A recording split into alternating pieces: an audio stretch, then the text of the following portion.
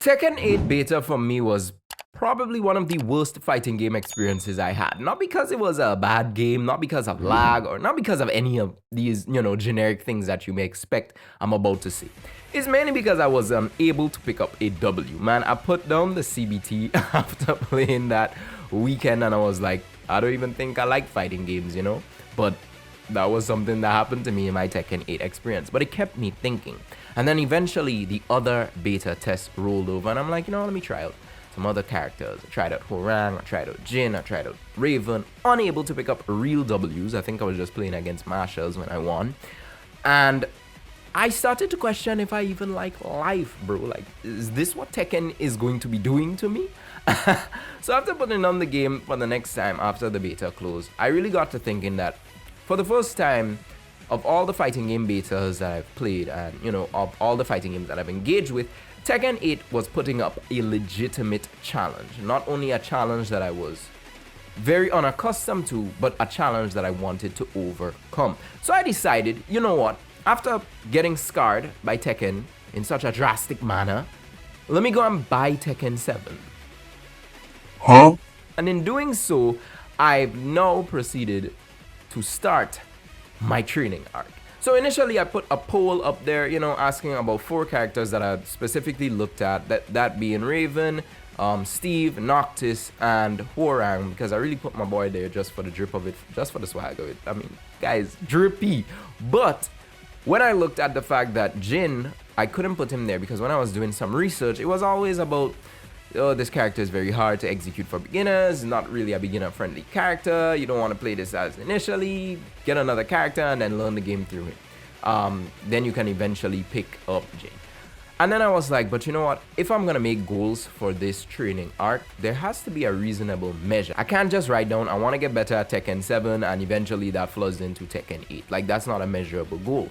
So seeing that Jin actually has a movement barrier of entry, and on top of that an execution barrier of entry because you've got to be very direct with certain moves of his, I was like, there's no other character better for training than Jin or possibly a Mishima. But I vibe with Jin the most because especially like Tekken 8, when you enter his heat and you do his wave dash, bro gets the anime glowing eyes and I was like, I can't miss that. That's definitely me right there. So I picked up Jin in the hopes of getting ready for Tekken 8, and this is what this video series is going to be about. But here are the general goals.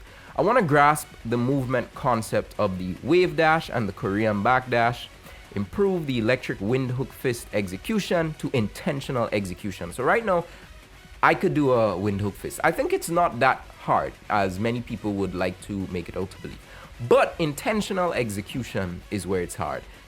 Purposely saying that I'm gonna do it now and it happens, that's where the difficulty begins. But I think it's something that can be overcome, especially since I'm gonna be dedicating that 100% to mastering, or at least getting very close to mastering that execution. So by the time Tekken 8 rolls up round, it doesn't feel like I'm doing something extremely different or extremely alien on Jin. Of course, I've got to study the defensive concepts in game, that being the low parry, sidestepping, and crouching. Now, Tekken, unlike many other games, is a 3D game. It's not a 2D game, and therefore the defensive mechanisms of that game differ a bit more than 2D games. I mean, jumping, for example, is not necessarily encouraged in Tekken, or unless you were a 2D character transitioning into Tekken, then those guys were just jumping. But sidestepping and crouching, knowing when to sidestep, because sometimes you sidestep and you just go right onto your opponent's fist. That's not what I want. And of course, you could just crouch certain moves, get certain terminologies down packed. I mean, Tekken, while being a fighter, has the general FGC jargon applied to it. There are certain things in Tekken that one must understand. Of course, I want to improve neutral fundamentals, and I thought that perhaps there isn't a character better for it than Jin. I always hear most people speak about Jin's neutral. The strength of the character lies in his neutral, and then overall manipulating the game how you want it to be. I think Tekken 8 Jin is a bit different than Tekken 7 Jin because he was up in the air, flying down, doing all sorts of crazy anime vibes. I mean, when you look at Tekken, it's not an anime fighter, but it's got some anime-esque shiz happening that I'm definitely interested in. And one of the last goals is to execute beginner to mid-level combos efficiently. So overall getting an understanding of punishing and, you know, doing the ideal things when an opponent whiffs in front of me will be the measures going forward for this training arc. But there's a bonus measure that I wanted to include, which is, you know, I'll hop on rank, see what place in ranked I could get. There's like, what, 37 ranks of Tekken? Let me see what kind of ending rank I could get up on, but it's not my main goal because at the end of the day, ranked is going to be dominated by people who have been playing this game for years.